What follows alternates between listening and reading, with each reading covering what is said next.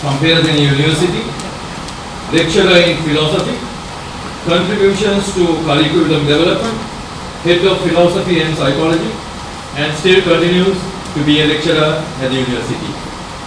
I have given you a brief introduction, but when I got his biodata, it runs into several pages, and I cannot give you all that here because it will become another lecture. Therefore, there is so much to say about Prof. Anas.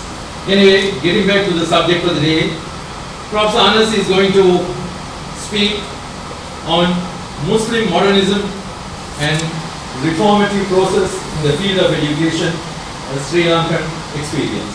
I invite Prof. Anas to deliver the oration.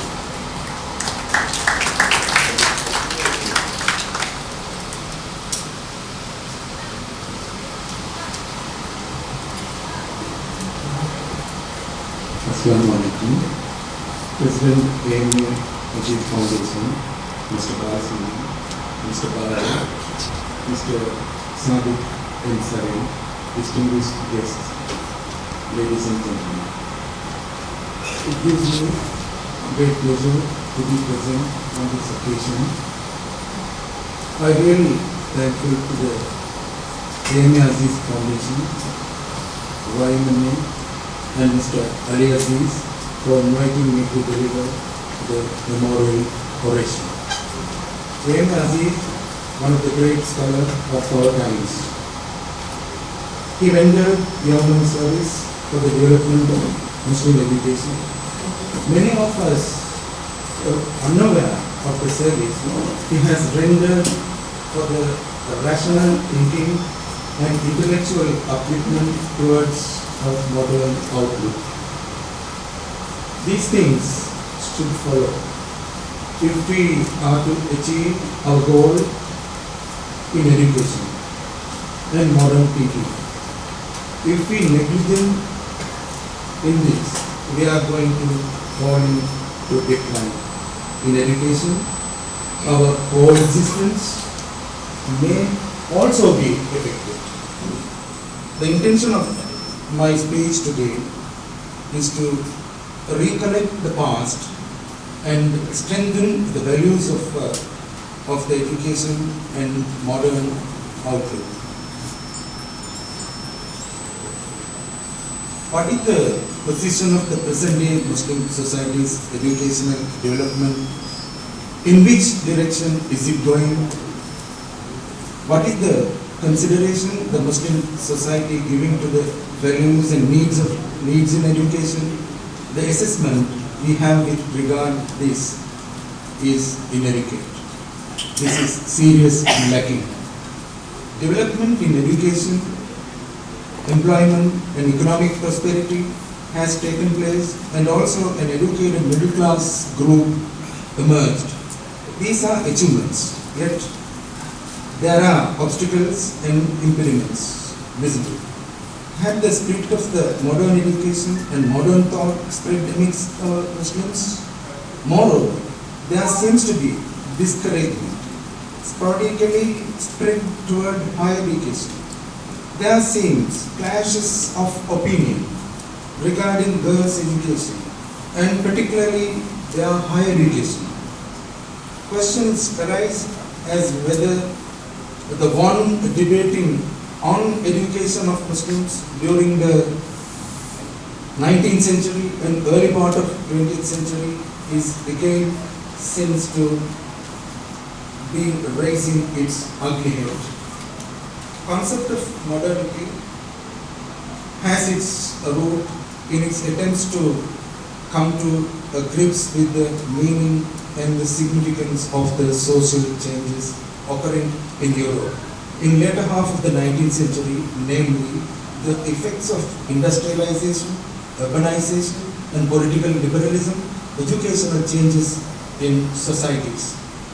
The term modernity was coined to capture these changes in progress by contrasting the modern with traditional.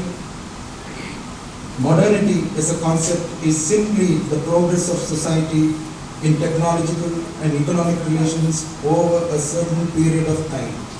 European modernity evolved from ideas born out of the neoliberal and Marxist theories suggests a dramatic and unprecedented break between past and present. Muslim modernism is first Muslim ideological response, attempting to reconcile Islamic faith with the modern Western values such as nationalism, democracy, civil rights, rationality, equality, and progress. It featured a critical interpretation of the classical conception and methods of jurisprudence and new approach to Islamic ideology. Throughout the Islamic history, education was a point of pride and a field of Muslim excellence. Muslims built great learning centers in places such as Cordoba, Cairo, and Baghdad and Damascus. They established first primary schools for children and universities to continue their education. After completion of Maktab, that being most Quranic school, students moved to higher education in madrasa, Arabic word for school. At madrasa, students would be educated further in religious sciences, Arabic and secular studies such as mathematics, medicine, history, and astronomy in those days. Throughout the Islamic history, educating women was a prominent objective. Women were not seen as incapable in attaining knowledge. They were able to attend lectures in mosques and madrasas. The tradition of madrasas and Islamic education continues until today, but in a much more diminished form. One main reason for this decline was confrontation of Western education and inefficiency of madrasa movements at that time. Science flourished in the golden age of Islam because there was with Islam strong rationalist tradition carried out by Mu'tazila group. This tradition, however, collapsed by the 14th century and the grip of orthodoxy emerged. The organization of madrasa in India all along remained religious teaching, allowing subjects related to Islam, continually dominated its curriculum in India over since its inception. Many Indian madrasas, maybe it's a similar situation in Sri Lanka, propagated the conservative outlook and attitude of Indian Muslims. Madrasa organizers in India and elsewhere, even in Sri Lanka, never thought to change its syllabuses. Do not shift relevant to changing situations and modern demand. Mainly, curriculum of madrasa education ignored the rational sciences. The madrasas in India failed to keep pace with the changing modern environment. The accordance of modernity in Islam in many parts of the South and Southeast Asia made a major impact on Muslim community.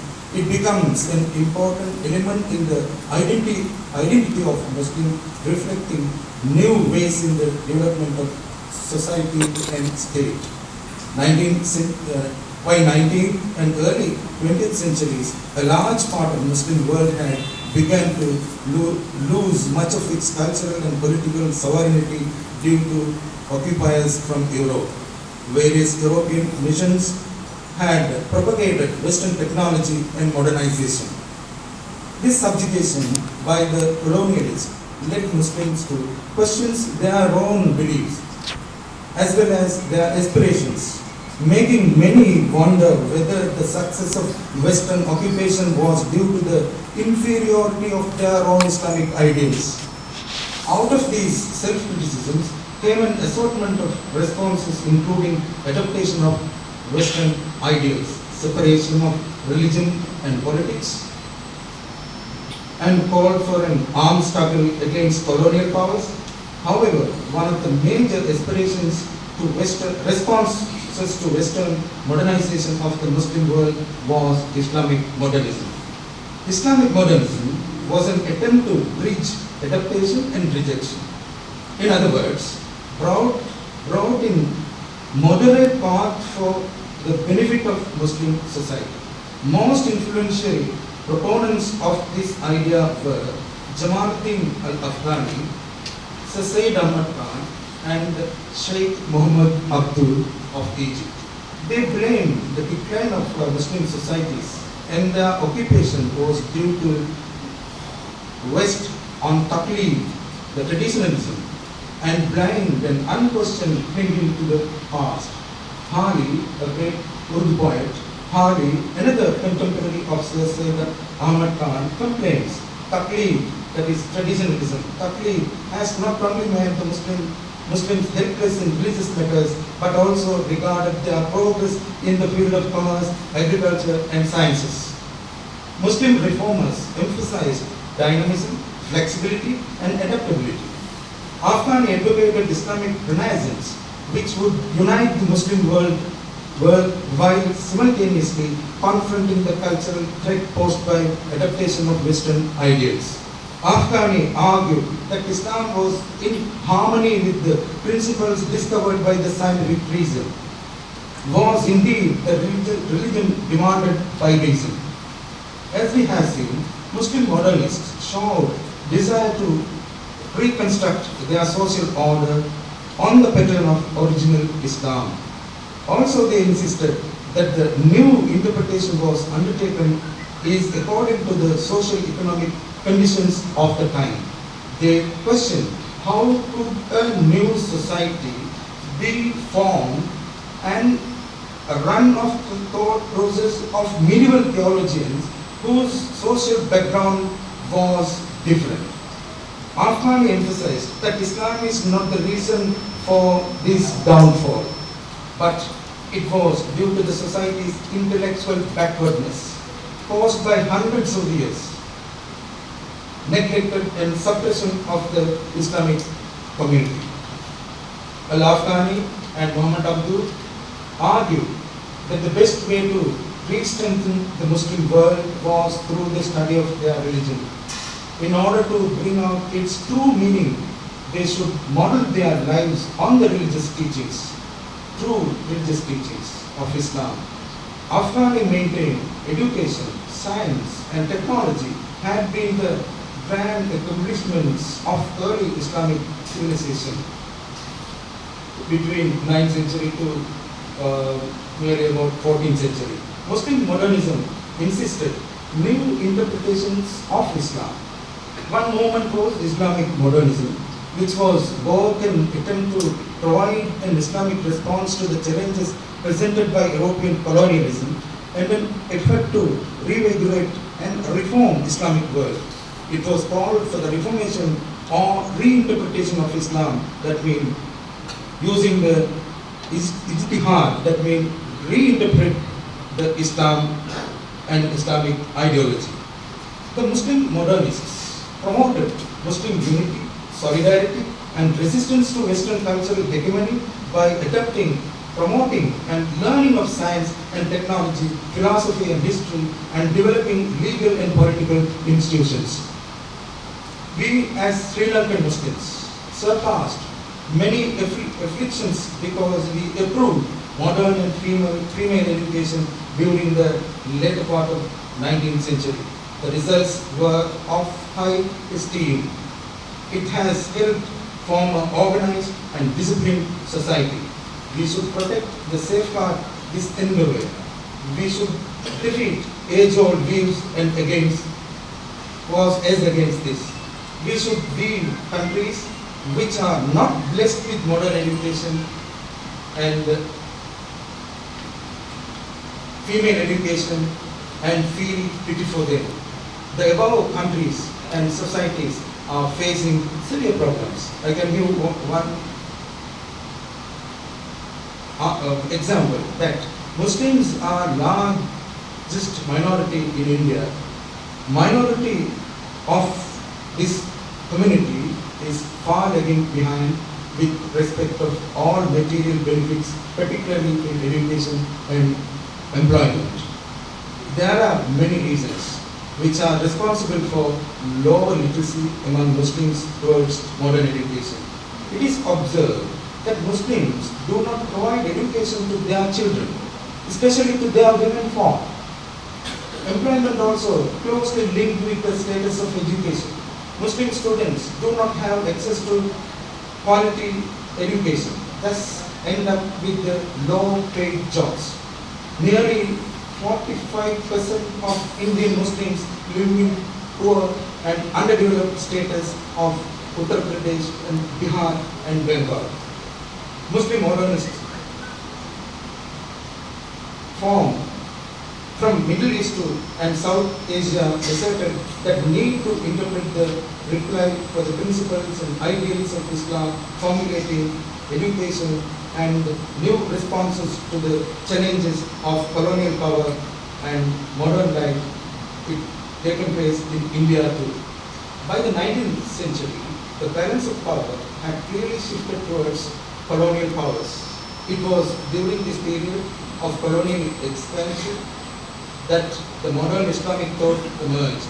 Islamic modernism, a movement to reconcile Islamic faith with the modern values such as democracy, progress, human rights, nationalism, rationalism, science and education emerged as a response to the European colonialism. The most prominent intellectuals was pioneered the modernist visions Jamaluddin al-Afghani in 19th century and Muhammad Abdul 19th century in the Middle East. Sir Syed Ahmad Khan and 19th century and Muhammad Iqbal in 20th century in South Asia. They identified the sources of Muslim weakness and asserted the compatibility of religion, reason and science. They reclaimed the glories of Islamic history, the greatness of Islamic civilization and major achievements in science, medicine and philosophy. They initiated reformation and identified religious thoughts and reformed Islamic laws. Also they emphasized Muslim pride and unity to face the political and cultural threats of Western powers. These intellectuals of Islamic modernism focused on central question: how can you Muslims be true to enduring values of your own past while living in the modern world? Modernity is a way of thought and of living in the contemporary world and of accepting changes and implementing and integrating new ideas. The mission of the modernists, according to Mir Zahir Hussain, number one, is 14, number one, to define Islam by bringing out the fundamentals in a rational and liberal manner. Number two, emphasizing basic ideals of Islamic brotherhood, tolerance and social justice. Number three, and interpret the teachings of Islam with bringing out its systematic character in the context of the intellectual and scientific progress of the modern world. Number four, the modernists earnestly make efforts to reconcile difference between traditional religious doctrine and secular scientific rationalism. The Oxford Encyclopedia of the Modern Islamic World defined modernism as a struggle of Islamic modernists to advocate flexible, continuous reinterpretation of Islam so that Muslims may develop institutions of education, law and politics suitable to modern conditions and need of the time. Hisham Sharabi, in his analysis of modernism, in which he says, it's a quotation, starts, modernism is to be understood as a positive attitude toward innovation and change, toward Western civilization. Generally, while traditionalism is viewed negative attitude toward all types of innovation and towards the West, modernism thus represents a dynamic outlook, essentially pragmatic and adaptable. Sheikh Muhammad Abdul in Egypt had significantly contributed in reforming and liberating the educational system in Islamic world and reviving the religious ideals and thought. His work and struggle has brought unprecedented change in legal, social and political structure and helped to revitalize modern Islamic aspirations.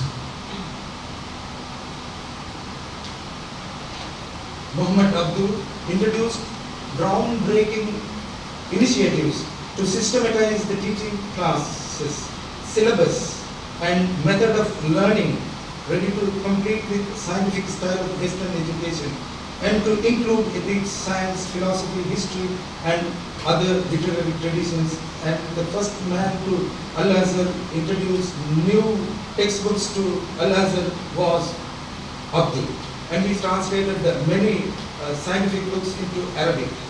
First time. He opposed the conservative system of Al-Azhar University, and he himself undertook to reform and transform the existing curricula of the Al-Azhar. He said it is 500 and more than 700 old syllabuses and curriculum we are following in Al-Azhar, we are outdated. Catered to the Al-Azhar students were to read text, their commentaries without critical analysis. He introduced new method for teaching and introduced new textbooks and new syllabus and new method of learning. He emphasized the need to uplift the level and the standard of Al-Azhar University. Abdul is a strong supporter of feminist rights. His struggle for education of women and reforms on their behalf had a significant impact on many great Muslim reformers of Egypt. Sir Syed Ahmad Khan began to realize, now I am coming to the Indian experience. Sir Syed Ahmad Khan began to realize the advantages of Western model education. Despite being devout Muslim, Syed Ahmad Khan criticized the influence of traditional dogma and religious orthodoxy. Sir Syed Ahmad Khan began to feel increasingly concerned for the future of the Muslim community. Sir Syed felt that the socio-economic future of the Muslim was threatened by their orthodox versions to modern science and technology. He published many writings promoting liberal rational interpretations under pressure from orthodox Muslims. His main objective was to promote modern education among the Muslims. Sir Syed Ahmad Khan responded to the question of the relationship between reason and faith in Islam, whether faith and reason can accommodate one another, become a new dimension under the impact of 19th century rationalism and scientific development. Syed Ahmad Khan came forward to address this issue. He showed that Islam was in conformity with modern sciences. He did not refute them. He tried to make the community aware of the glorious past and feel proud of the great civilization of culture and tradition of Islam. Another main issue is education for women in Islam, in Islamic society. Women are trapped in the darkness of the houses. Parents and traditionalists preventing women from sending them to seek knowledge. It was horrible situation for Muslim community that was misconception about Islamic thoughts and creeds. Syed Ahmad Khan was the first man to start a reform movement among the Muslims, especially for Muslim women in India.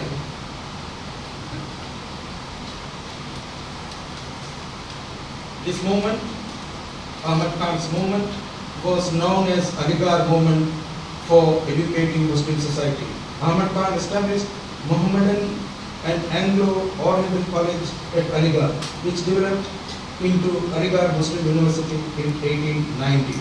This was the first attempt to provide Western and scientific knowledge to the Muslim in the subcontinent. That time it was called as Oxford of the East. To materialize his dreams, he organized All India Muhammadan Educational Conference. The All Indian Muhammadan Educational Conference was an organization promoting modern liberal education for the Muslim community in India and the rest of the world. One of the major policies of this movement was to make an effort to spread modern education. After establishing MAO College in Aligarh, Syed Ahmad Khan started to realize the need for women's education in 1896. The annual executive session of the Muslim Educational Conference was held in Aligarh, and a proposal to start a women's educational section was decided in that educational conference. In the annual session of educational conference of 1898 in Lahore, a separate unit for women's education was established. Senior Muslim leaders and reputed journalists defended the decision of Muslim Education Conference to start a women's educational movement. Chairman for the conference in his presidential address argued why female education is so vital to Muslim society as follows. I am quoting from the presidential address. The quotation starts: a second cause for our present apathy is the terrible position of Muslim women. There is absolutely nothing in Islam to justify this terrible cancerous drought that has for nearly 1,000 years eaten into the very vital of Islamic society. How can we accept progress from the children of mothers who have never shared or even seen the free sound intercourse of the modern mankind and modern knowledge? Quotation over. The conference adopted a resolution to start girls' schools in all state of capitals in India. It was accepted. Sheikh Abdullah was appointed as secretary to the Women's Educational Project. Under his leadership and style, the women's educational movement and played a very important role for the future of Muslim education in India. Abdullah and other members of the movement started speeches in universities, write articles in favor of women's education. In several occasions, Aligarh leaders raised their voice in favor of women's education. If we come to Sri Lankan context, Siddhiladri, there was no place for education in Ceylon for Muslim girls. During MC Siddhiladri's era, no interest was shown on the field of education by the general public.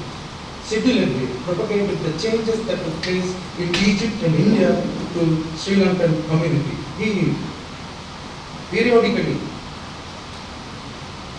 published speeches of Sir Syed Ahmad Khan and speeches of Afghani in his Muslim Nation paper. He has mentioning one of his main speech of Sir Syed Ahmad Khan in his the great novel Hasan Bey Santram. One or two characters, they are discussing about the Syed Afghani's speech where he delivered the speech in Egypt. In Sri Lanka, MC Siddhiladri was the father of modern Muslim education. Although he was a rich man, at the time of his death, he had either sold or mortgaged the major part of his properties in order to finance his schools and his other educational activities. His media of communication to propagate his idea was the Muslim Nation Journal, which was run by him. He emphasized that education should be imparted equally to both boys and girls. He was champion for women's cause and strived for it. Thereby, he became one of the foremost leaders in South Asia who won